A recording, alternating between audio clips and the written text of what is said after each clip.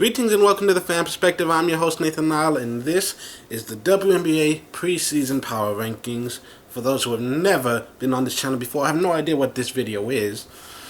Every year before the season starts, I'll usually just go over every single team, put a numbered list of how well I think they're going to do. Since I have no idea when the season's actually going to start, I'm just going to go ahead and do this now. And if any changes happen later on, I'm planning, at least for the time being, to bring back WNBA Weekly this season. Probably an every Monday thing. And then, we'll see what happens when the season starts. But before I get started, I've got to do the obligatory plug. I know times are tough, a lot of people ain't getting money. But if you is getting money, I hope you understand that I'm not getting money. So if you want to, feel free to buy my autobiography, Everything is Impossible. My comic book, Toxic Volume 1. I've got merchandise and stuff, links in the description below. Alright, now that that's out of the way, let's get going. And we'll start with number 12 on the list. No surprise, New York Liberty. So here's the thing. New York is a team that they traded away Tina Charles, who's been the centerpiece. They've got a brand new head coach. They're obviously in rebuilding mode, clearly. That being said, they've still got a strong team. They've got a good roster with a lot of talent. Sabrina Ionescu, number 1 overall draft pick. She has potential to become one of the best players to ever play in this league. But still, it's one of those things. You never know what's actually going to happen until you get on the court. And it's hard to have faith in the team to win it all when the face of that franchise is a rookie. That being said, it's possible. It's possible that New York can have a good season. They've got a lot of strong pieces on the team, like the Kias. Nurse is a proven scorer. Stokes, she's a solid defender, great all-around playmaker. You've got Zoe B, had an explosion last year. We started to see what she's capable of. Talent does exist on this roster, and I wouldn't be shocked to see New York make the playoffs. However, I would be more surprised to see New York in the playoffs than to see them with the first-round draft pick. And then, first overall. Of course they're going to get a first round, duh. You know what I meant. Anyways, next up we've got the Dallas Wings. Now, they've lost a lot of their key pieces. They're kind of in rebuilding mode, too. They lose Skylar Diggins, Glory Johnson, who's been a staple of this franchise for a decade. She's gone. Azrae Stevens, Taylor Hill, they're gone. They did add Katie Lou Samuelson, so now they got the 2 Samuelson sisters, Katie Lou and Carly. They added Atsu Ndor. They drafted Sato Savali. I'm going to be honest. I pay some attention to college. Not as much as I should. Enough to recognize a few names here and there. So I really can't give too accurate an assessment of college players. Plus, there are a lot of people who are badass in college that go on to the pros and do nothing. So it's hard to predict accurately. The one thing I do know, the main reason I put the Dallas Wings above the Liberty is because, 1, coaching. They got the same coach. Don't underestimate the value of having an established system in place. And Enrique, you saw how she tore it up in the second half of the year. Now that she's not necessarily an established veteran, and who knows, there could be a slump. But for now, they've got a star in place to build around. And there's talent there. There's talent on every team. This is another team that, would I be shocked to see them in the playoffs? Yes, but it's still kind of 50-50. It's one of those. My biggest concern with them is how consistently can they play. This is a team that has the talent. They're capable of competing on the highest levels with some of the best teams in the league. But will they consistently bring it on a night-to-night basis? Will they be able to consistently close out those close games when they're fighting from behind or when they've got a slim lead that they've got to secure? So there are still too many questions about the Wings. And next up, we move on to number 2 and number 10. And we've got the Indiana Fever. And honestly, starting right here, it's not about them as much as it is about the teams above them. Because the Fever are honestly a decent team. They've got a lot of talent. They've been bringing young people in for the past few years, and they're looking great. They've got Wheeler. They've got both of the Mitchells. They've still got a veteran presence in Candice Dupree. And they've got the youngsters, Victoria Vivians. Haven't heard her name in a while, which I'm assuming is good news. So she should be coming back. She's a versatile swing forward. And of course, you got Tiana McCown, who's really, you saw her coming into her own last year. She's going to be a force to be reckoned with. This is a strong, solid, all-around team. They've got talent. They've got depth. There's a new head coach. Not sure how well she's going to work out. But she's got a good resume behind her. We'll see if the players buy into her system. That being said, the main reason they're this low is I would not be shocked to see them in the playoffs. But there are so many other teams that are very well established, who have already, their coach has been in place for X years. They've got an established system, established superstars.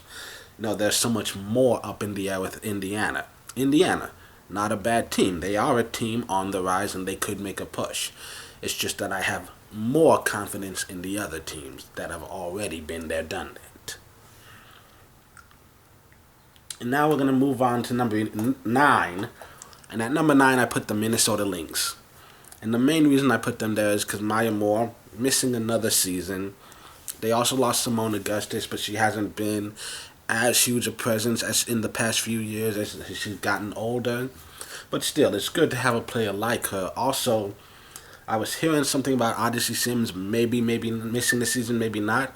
I still don't know what's happening there. There are rumors floating around. But there's some of the pieces they lost. They lose Danielle Robinson. That Rebecca Brunson, she's officially retired now. She's on the coaching staff. Katie Smith on the coaching staff now. They've got a good, solid coaching staff, which is why I think this team very likely to be 500 or better. It's a difficult league to play in, and I have trouble believing in them.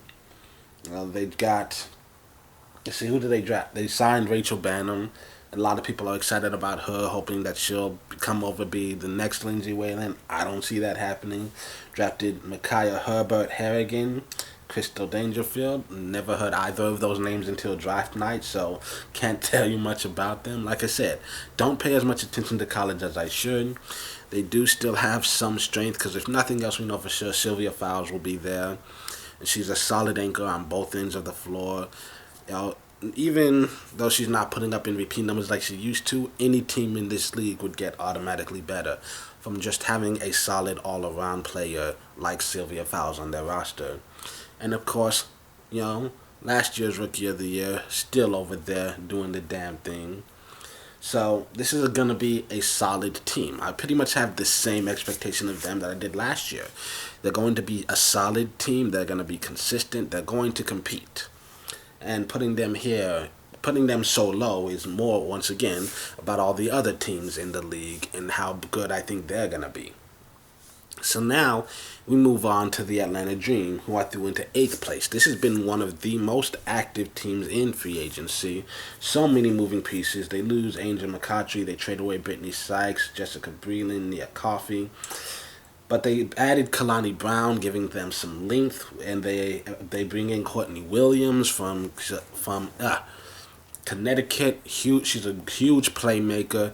They signed Glory Johnson and Shakina Strickland, and they trapped Trinity Carter, who I know mostly just because I do follow Texas sports. I don't follow college in general, but I do follow Texas sports. So I know Carter, talented player. They also drafting Brittany Bauer and a couple of others. The talent is there. The talent is there. They've got a good coach.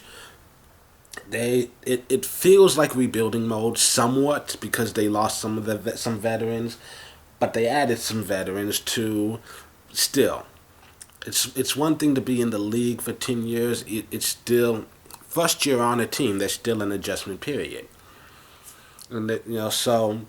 I like their coach. I think they've got a good coach there. They've got a good. I think she'll be able to establish a good system in place. The biggest question for them is how well will everything blend together. Just because there's a lot of new, and so there could be a transitional period. They might not be able to start right out of the gate with their best playing. But this is a really talented team, and they can be really scary if all the pieces do fall into place properly. There's a lot of playmaking on here. There's a good mix of veterans and rookies. This is a team that's capable of shocking the hell out of you if you underestimate them. And then we move on to the Chicago Sky, who I put at number 7. So they swapped Kaylee Lou Samuelson in order to get Azurá Stevens, and they signed Sydney Colson.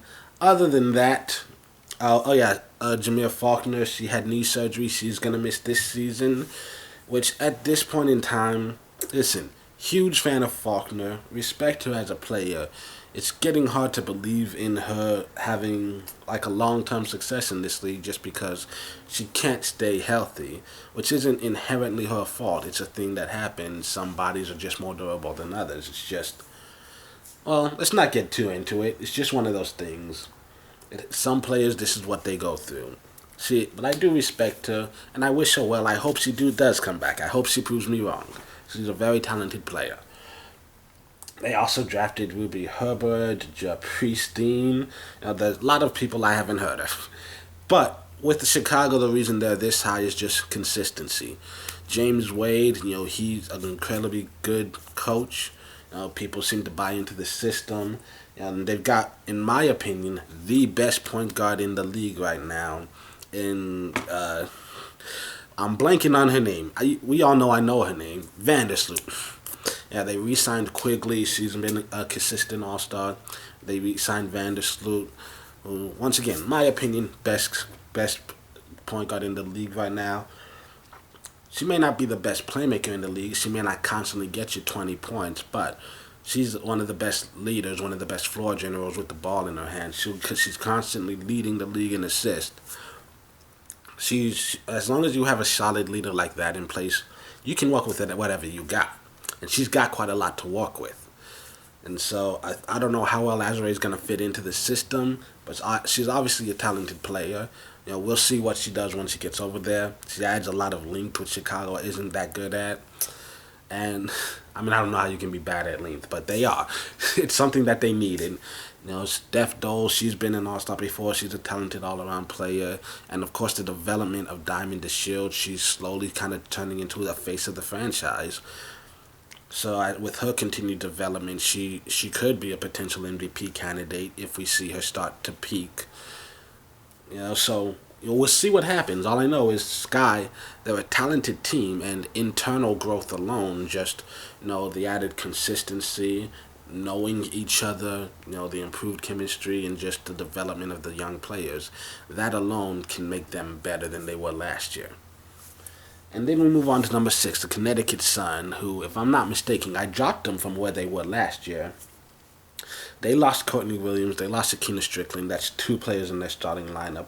They did bring in beyond January, and I'm wondering how that's going to work, having a 2-point guard system with January and Jasmine Thomas. We'll see, but I do know January is a talented player, a very significant defender, one of the best defensive guards you can find in this league. Of course, the big news they made this offseason, signing Dewana Bonner. Incredibly talented playmaker, and it was a huge shock. And it became less of a shock with some of the other stuff going on. But still, they've got the talent, maybe. And, of course, Kurt Miller, one of the best coaches in the league right now. They drafted Kyla Charles, Juicy Landrum. They've got some talent over there. And they did come this damn close to just winning it all last season. And I think a lot of people would say, for that reason alone, hey, they were in the finals. They were a game away from winning it all. And I got them 6, barely in the playoffs. But here's my thing. Like I said, I feel like they've lost more than they gained, personally. And a lot of other teams, they're really going balls to the walls, trying to boost themselves up. So Connecticut, I think they're going to be a good team, solid all-around team, and they're going to be competing. They will win more often than they lose. And once again, this is one of those choices that, it was a tough choice to make. It's just more about having slightly more faith in the other teams. And so, we move on to number 5. And honestly, from 5 on up, if any team in the top 5, those are the ones that I think, I would not be shocked to see them win a championship. Like, barring a major injury to one of their top players, all 5 of these teams will definitely be in the playoffs and should be able to compete for some postseason success. So we're starting at number 5, Seattle Storm. They didn't make a ton of offseason moves. They did sign Morgan Tuck and Epiphany Prince, drafted some people who I've never heard of. But the biggest thing with Seattle, the reason why I can almost guarantee they're going to have success, is just because, one, even with major injuries last year, you started seeing the development of some young players like Jordan Canada. You started to see, from the beginning of the season to the end, you saw tremendous growth. And now coming into a third season after having a whole offseason to work on her game, I'm excited to see what she can bring. And of course, you've got Natasha Howard and how well she developed last year. And now, on top of that, these players that they've had to rely on to carry them are suddenly going to go back to role players when they bring in Sue Bird and Brianna Stewart, who are back healthy. You take a team that's already a solid all-around team, able to get into the playoffs on their own, and now you're adding an MVP to that. It's hard to imagine them not having success. And honestly, I have so much faith in Jordan Canada and how well she did. I feel like there's no way to see Sue Bird not be in the starting lineup. I just feel like half of Seattle would riot. But if I was the coach, personally, I would feel like there's a good battle to be had here. Because Jordan Canada last year, I feel she proved she is capable of being the future of this franchise. Who knows? Maybe if it was my choice, I would legitimately consider having Jordan starting games during the regular season, save Sue, let her save her stamina for the playoffs when they really need her the most. But that's just me personally. But the thing is, the fact that you have a young kid like Canada who is good enough that anyone could consider, moving Sue Bird. I think that tells you you've got a. I'm trying to find the right word, but you got a lot of depth on this team. You've got a ton of established talent.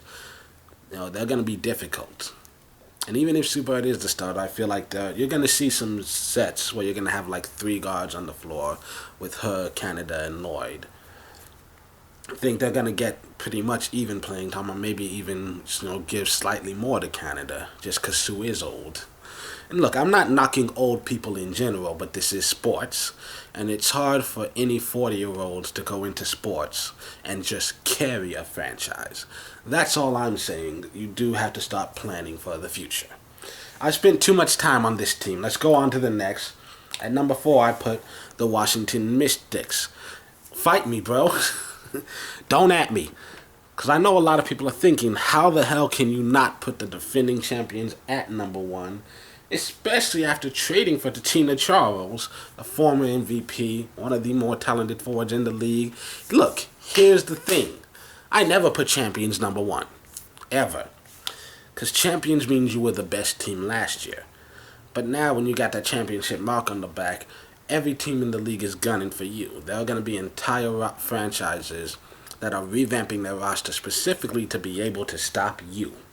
So that's my rule. I will never put a champion at number 1 on my power rankings. But here is the thing. They did lose Christy Tolliver. That's going to hurt them. They lost to Tori Walker-Kimbrough. Della Don had surgery in the offseason, but she should be fine. That being said, that is probably always going to be my biggest knock on this franchise, that Della Don, she is constantly banged up. That being said, when she's healthy, she's an MVP caliber player, and they did win the championship last year. They signed Leilani Mitchell, they traded for Tina Charles, and the Tina Charles trade, even before that, this was still a top 6 team. I slid them up 2 spots. That's all I did. So yeah, they've got an incredibly talented roster here. They've got a lot of depth. They probably got the best front court in the entire league, with a Misamin was the Finals MVP. Della Don, a two-time league MVP. Tina Charles, a league MVP. This is going to be a hard team to compete with on a nightly basis. They are going to be in the playoffs. They are going to be a top 4 team, get at least a first round bye. They are going to be competing for the championships. I'm just saying, they are not infallible. Nobody is immortal in this league. Next, we move on to number 3. I've chosen the Los Angeles Sparks. Now, Alana Beard officially retires. No shock there. She was one of the oldest players in the league. Trade away Kalani Brown, but they add Brittany Sykes, Maria Gulich. They signed Christy Tolliver. She's coming back. They signed Simone Augustus, which to me personally the biggest shock in the league. There are other big players moving, but Simone, who's a lifelong Lynxer, spent her entire career there, siding with her biggest rivals. I would not have predicted that. They also drafted some people. Who knows who's going to make it there? I'm putting a lot of stuff in the description anyways. But yeah, this is a team that already talented, one of the best front courts in the league, obviously, and MVPs in Candace Parker, Nneka Ogwumike. Chiney, her impact wasn't as huge this year, but she's got the talent. No one will argue that. Adding Marie Gulich and, more importantly, just really bolstering the guards position. This team is damn dangerous. They will be a force to be reckoned with all year long. I think for them, health could be the only thing preventing them from being a top 3 team. As long as they're healthy all year long, they are going to be one of the best in the league. And honestly, it was almost a coin flip between 2 and 3 for me. At number 3, I put Phoenix Mercury. Now, they lose Duana Bonner, who has been a staple of this franchise since she was drafted. I think 3 times 6th Woman of the Year. This is an incredibly talented player. Her presence will be missed. That being said, they signed Skylar Diggins. They signed Skylar Diggins. Okay? That alone puts him in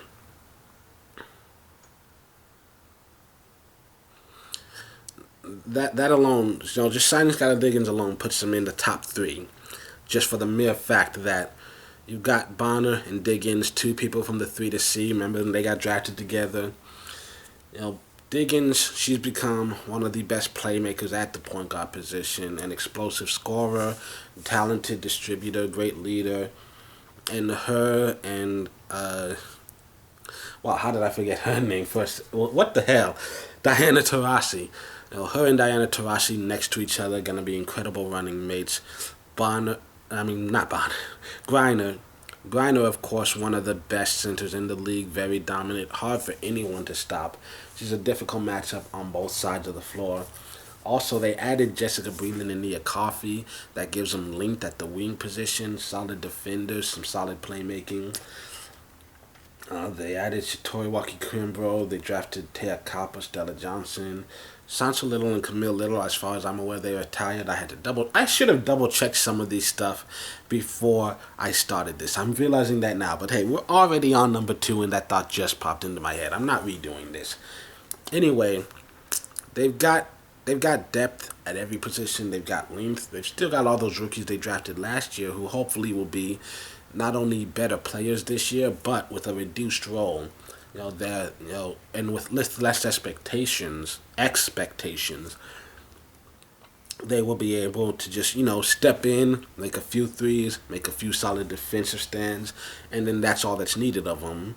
So I feel like if that's all that's expected, then this team can boast that they have some solid depth, a decent bench, and of course their starting lineup, put one of the best in the league. Their projected starting lineup at least. There's just too much talent here. There are very few teams in the league that I think will be able to compete on the exact same level. But one of the teams that I do know will definitely be able to compete on the same level. Number 1 team, no shock if you've been paying attention or if you just read the description, you already know by now. The Las Vegas Aces. Why? This is a team that last year I think I put them number one, and they were very disappointing. And now they've added Angel McCoughtry. Okay, Bill Laimbeer. I don't know if there's a coach in this league that I respect more. He wins championships. He's an incredibly talented coach. And you got, of course, two of the best players in the league. Liz Cambage officially re-signed. No shock there. Of course, returning. I shouldn't do these videos in the morning. Returning South Carolina, Asia Wilson. Well, Asia Wilson, Liz Cambage coming back. They still got Kelsey Plum, who's still kind of coming into her own, developing her game. I think she's been focusing on improving her defense lately. But let's be honest, that will never be her strength. Let's just be real here. That's never going to be the thing that Kelsey Plum is known for, getting stops. But you're seeing her develop as a player. And the one thing I said is if she can consistently learn to be a leader. They don't have a true point guard, which is the biggest thing detrimental to Vegas. They don't have a true point guard. But I believe in Kelsey. I have faith in her. I think she can be a great playmaker. And we have seen it last year. We did finally see it, that if she can be a player that can consistently score and distribute and just be a dominant force on the offense, that, hey, there's no real way to stop her, because if you shut her down, suddenly she gets 20 assists. And if you focus on shutting everyone else down, hey, you're just leaving her wide open for the threes. That you're just... she's gonna be busting threes all day on your ass, and she can outmaneuver so many players. She cross over anyone. But anyways, this is an incredibly talented team to begin with, and then you add Angel McCoughtry, one of the best all-around players in the fucking league. A solid offensively, fantastic defender, great length, very explosive. She's getting older. She's coming off a serious injury. It's hard to know how impactful she'll be, but the good news is, for the first time in her career, she doesn't have to carry the entire fucking team on her back. She can just be a piece of the puzzle. Meanwhile, and they've also added Danielle Robinson, talented player. I've been watching her whole career. She's mostly a slash and crash scorer. She's a slasher. That's what she is. I don't know if they're helping for her, how much they're hoping for her, but she is a talented player who will help bolster their offense. Solid defender. Long story short, not to spend too much effort on this, Las Vegas, most talented team in the fucking league. And it's going to be incredibly difficult for any team to shut every one of their weapons down. So yeah, I said they were going to be I'm pretty sure, I don't know if I put them right at number one, but I did say last year they were my favorite team to win the championship. They didn't quite get there. They still played well most of the time, but their performance was disappointing compared to how great I thought they'd be. So I'm going to put my ass on the line and call it again. Vegas is winning 30 games this year. I'm calling it. Vegas, 30 wins this year. I'm betting all my money, which right now is nothing. I've got very little money left because I haven't been to work since March. But what little money I do have, I'm betting it on Vegas. Not what money I have now. I got to save that. But when the season does start, I'm betting my money on Vegas to win 30 games this year. I'm calling it. Anyways, that's it for me. I will be returning for WNBA Weekly this season. We'll see what happens when the game does start. When the games do start. We know there will be a season. We just don't know when the season will happen. So we'll see how everything gets handled. And I'm also hearing that, there will be games that they're talking about having doubleheader games with the NBA. That might help the actual physical attendance, but if they're having to go head-to-head with the NBA games, we might not see quite the TV numbers as much, but I'm definitely going to be watching. That much I can guarantee you. It's going to be an interesting season. It will be fun to watch. There's so much competition. We've got like 3 super teams out here right now, or maybe 4. It depends on what you qualify as a super team, but you basically got an entire league of nothing but super teams. And I'm trying to remember who said it. One of the players put it on Twitter. It's like, we got like 3 people retiring and 30 rookies coming in looking for spots. You're going to see a lot of really good people not make the teams this year. It's a really strong league. It really is. And I am so looking forward to watching this season and connecting with all of you.